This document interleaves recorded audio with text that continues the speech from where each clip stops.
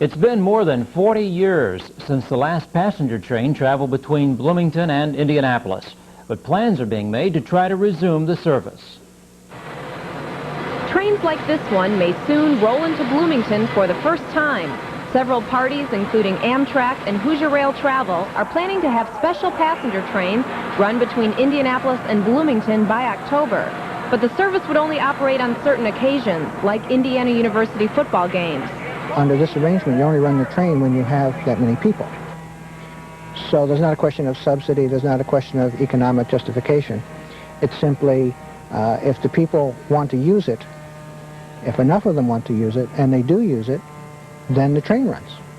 This is the railroad in Bloomington on which the proposed train would run. Much of this track was built in the 1930s, and it's unable to handle the stress of today's high-speed trains. So the new passenger cars could only travel 30 miles per hour, meaning a 1-hour trip to Indianapolis by car would take almost 2 hours by train.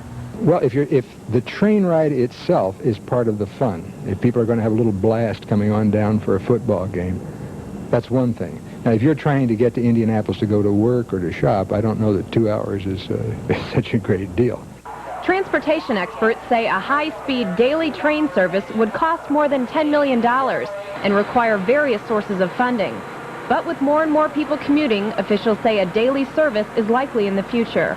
It's one of those ideas that if you plan for now and look ahead 20, 25, maybe 40 years, you say, oh yeah, there's some possibilities. Let's make sure this right-of-way doesn't get away from us. But it's a bit premature now. It's an expensive thing to do, and you better have lots and lots of people to haul.